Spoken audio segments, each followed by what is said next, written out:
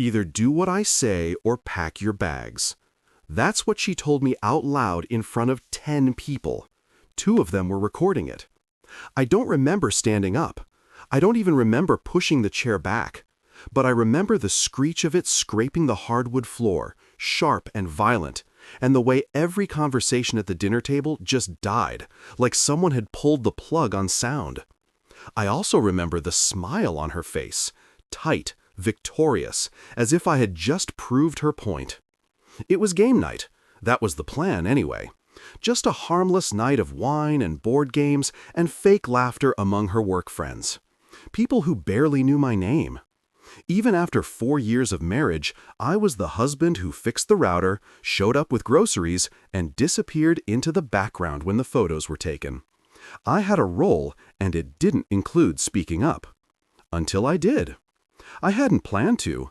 I wasn't even angry when we arrived. But somewhere between her 3rd glass of Merlot and the 5th time she called me adorably slow, something inside me buckled. I had answered a trivia question wrong. That was it. She leaned across the table, looked straight at me, and said, "Sweetie, if you're not going to be useful, can you at least not embarrass me in front of my friends?" They laughed. Not all of them, but enough. And then she added, loud and cold, "I told him in front of his friends once to either do as I say or pack his bags." That line, that exact line. There it was again, like a catchphrase she had rehearsed. She didn't expect me to react. She never does. That's what made the silence so loud when I stood up and said, "Do you want me to leave now or wait until dessert?" No one laughed this time, not even her. She blinked once, twice, like her brain needed to reboot. Then she said, "Oh, come on, Marcus, don't be dramatic. It's just a joke." That word, joke. I picked up my jacket. My phone buzzed twice in my pocket, group chat notifications. I didn't look. I walked out. I made it halfway to the elevator before I remembered my keys were in her purse, so I went back in. I shouldn't have. When I opened the door again, I heard Kyle, her coworker, say, "Damn, he actually left. I didn't think he had it in him." And her reply, "Give him 5 minutes. He always comes crawling back." There was a silence. Then another voice, Ava maybe, or Mallory, the one who always gave me polite, pitying looks, muttered, "That was kind of harsh, Seraphina." I didn't wait to hear the rest, but I did get my keys. And I didn't crawl back. I drove around for 3 hours. No music, no destination. Just me and the hum of the engine and the replay of every second in my head. When I finally parked outside our apartment and looked up at our window, her light was still on. She hadn't called, she hadn't texted.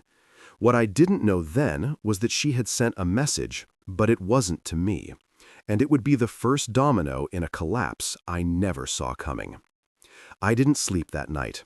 I parked 2 blocks away, reclined the seat in my car, and just stared at the ceiling. I could still hear her voice echoing in my head. Not the words, but the tone. That mix of arrogance and dismissal, like I was a piece of old furniture she was waiting to replace. At around 5:40 a.m., I went home. She was still asleep, face buried in the pillow, one leg sprawled over my side of the bed. Her makeup from the night before was smudged around her eyes, leaving mascara stains on the pillowcase I had bought her for her birthday, the one with our embroidered initials, M and S, Marcus and Seraphina. It used to mean something. I moved quietly. I didn't slam drawers. I just grabbed a gym bag, stuffed it with whatever clothes I could find, and then stood in the hallway staring at the wedding photo she insisted we hang by the door.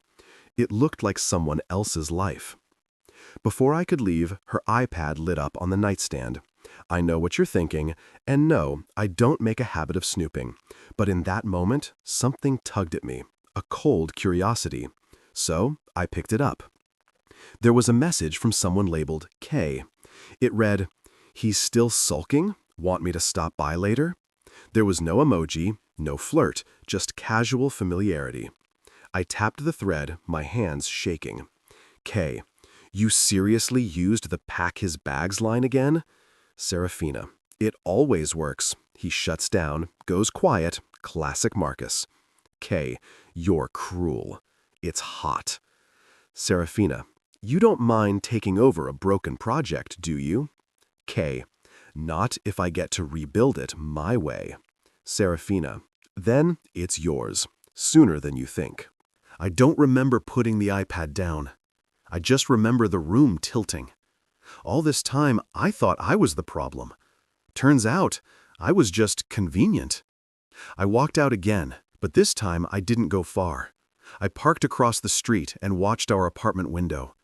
At 9:12 a.m., Kyle showed up. He didn't knock. He used the keypad. She had given him the code. At 9:14, he stepped inside. At 9:15, the curtains closed. The first thought in my mind wasn't rage. It wasn't even heartbreak. It was humiliation. Sharp, stimming humiliation. Every stupid moment I had ever apologized for, every dinner I cooked, every "I miss you" text, had been nothing but background noise while she auditioned replacements. I didn't go back to confront her. I just drove.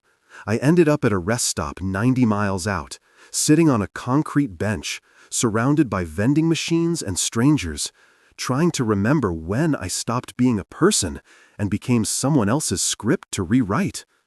My phone buzzed. It was a message from Seraphina. Where are you? You left the garage door open. That was it. Not "I'm sorry." Not "we need to talk." Just a garage door complaint. I stared at the screen and realized I was never her partner. I was a prop. And now that I was off script, she didn't know what to do. But I did. For the first time in years, I actually did. I didn't respond. I turned my phone off. I drove to a campground I used to visit with my dad when I was a kid.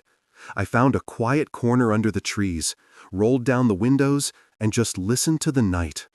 Crickets, wind, my own thoughts, finally, without interruption. That night, something in me hardened. Not in an angry way, but like a quiet realization that I had been living under someone else's gravity for too long. By morning, I had a plan. Not revenge, not drama. I needed to reclaim my name. I drove home at 6:43 a.m. The sun was barely up. When I pulled into the driveway, I saw the upstairs blinds twitch. She was awake, watching. I walked in calmly. She was in the kitchen, holding her mug like a prop for a perfect morning post. Messy bun, robe, mismatched socks, and that smug look that said, "He came back."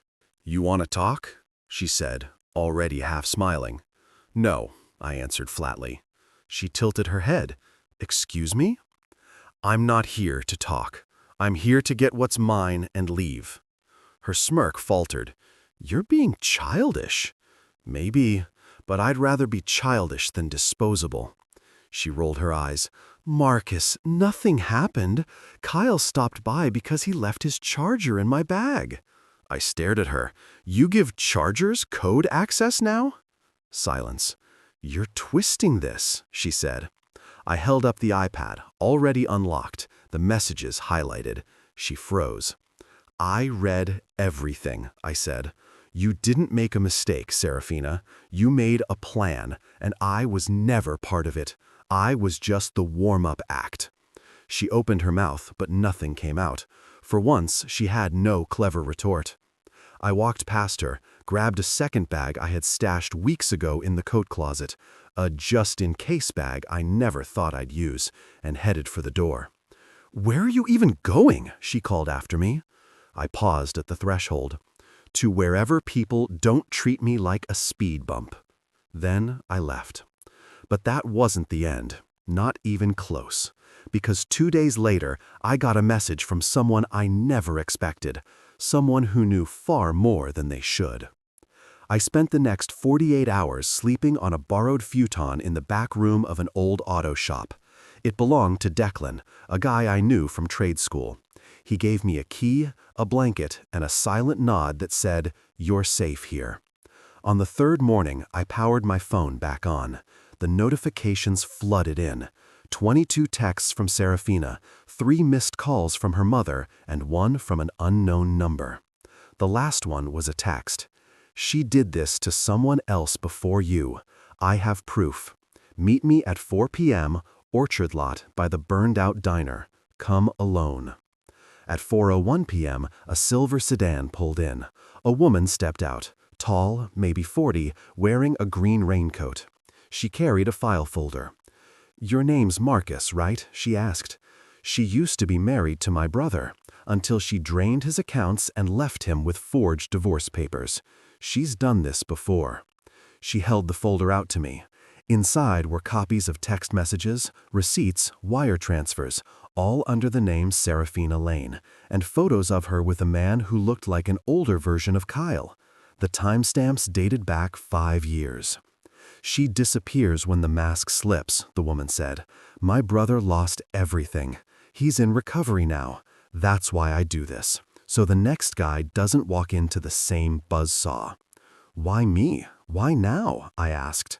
She pulled a crumpled envelope from her coat. "Because I got this last week." She sent it to my brother's old P.O. box. Inside was a photo of her with me on our wedding day. A note was scribbled on the back. "Upgraded."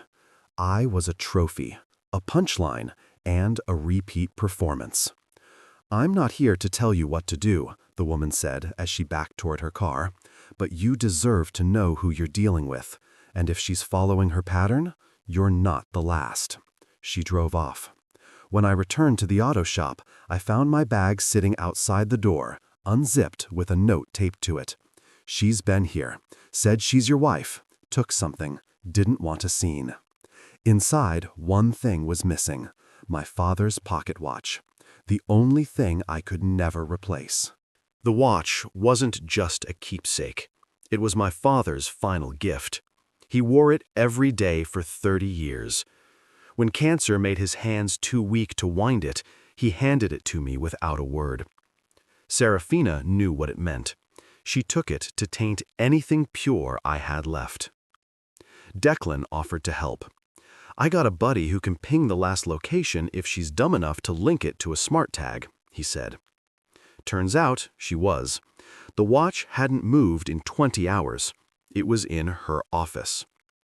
I waited until Friday evening, just after 6 p.m. I walked into her building. The security guard was asleep. I still had her spare fob key. I went straight to her office. The pocket watch was on her desk, displayed like a trophy. That's when I heard the elevator ding. Footsteps. I ducked behind a partition just before the door opened. 2 voices, her and Kyle. She was laughing, a wild laugh I hadn't heard in years. "Did you seriously leave it right on the desk?" Kyle said. "Of course," she replied. "Let's see how long it takes him to grow a spine." "You're playing with fire." "Oh, please. Marcus wouldn't burn a match without my permission." Kyle chuckled. "You're terrifying." "And you're late," she said. "I've got 10 minutes before the team call, but that's more than enough for you, right?" Silence. Then the sound of kissing. I stood, walked out in full view, calm and measured. Seraphina's mouth fell open. Kyle stumbled back, fumbling with his pants. I didn't say a word. I just picked up the watch. "You don't get to keep this part of me," I said quietly, and I left. The next morning, I woke to 30 missed calls and 1 email. The subject line, "What you took from me." I opened it. "You think you've won because you walked out with that antique trash? You didn't take your name off the lease. You didn't check the joint accounts. You didn't even notice what I moved yesterday. But you will. You took my time. I took your future. Have a good life, Marcus S." I called the bank. The floor gave out. She had emptied our savings, over $47,000, withdrawn in 2 wire transfers and 1 cashier's check. The joint account was closed. "How is that possible without both signatures?" I asked. "You gave her financial power of attorney last year during your surgery," the rep replied. "Remember?" I remembered.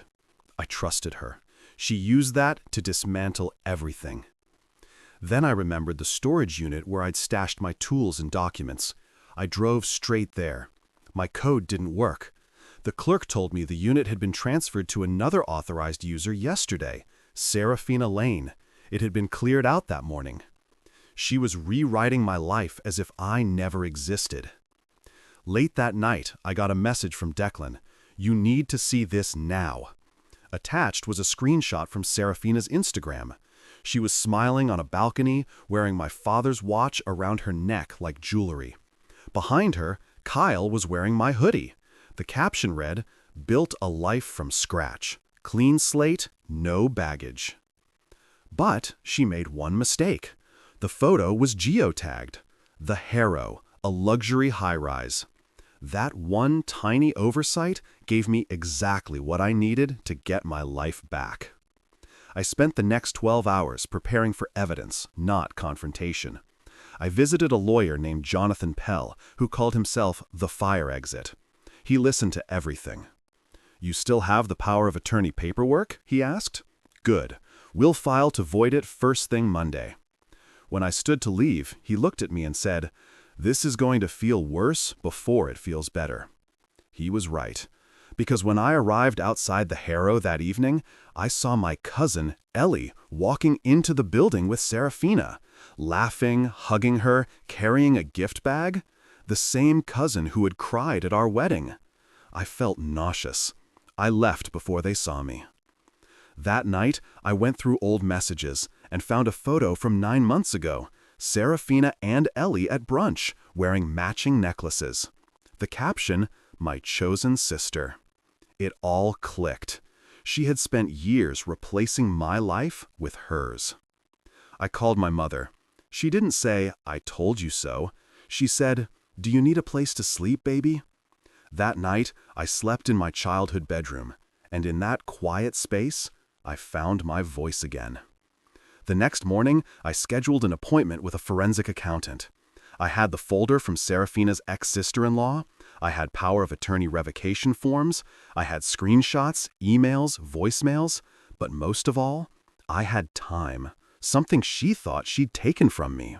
6 weeks later, I stood in the exact spot where Seraphina first told me, "Either do what I say or pack your bags." The legal process had moved fast. The forensic accountant uncovered everything: shell companies, private transfers, consulting fees paid to Kyle. Jonathan Pell slid the finalized documents across his desk.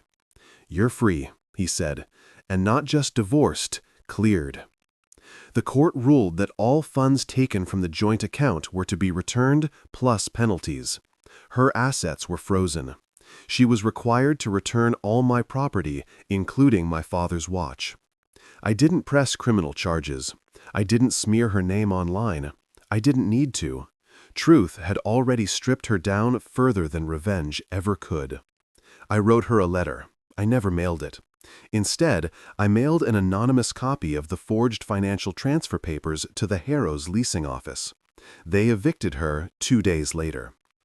Declan and I celebrated with greasy burgers in his garage. He toasted to small men with big backbones. I toasted to quiet exits and loud comebacks. I got a job offer from a firm out west. Better pay, better benefits, and no shared bank accounts. I took it. Before I left, I stopped by my mother's house. She met me on the porch holding a gift, a new leather case for the watch. "You don't let it define you," she said, "but you protect what matters." I keep it on my desk now in my new apartment, in a city where no one knows my name yet, and that's exactly how I like it. Sometimes I imagine her still scrolling through photos, still trying to curate a story for people who never knew the truth. But I don't hate her anymore. She can have the likes. I have peace. And in the end, that's all I ever wanted.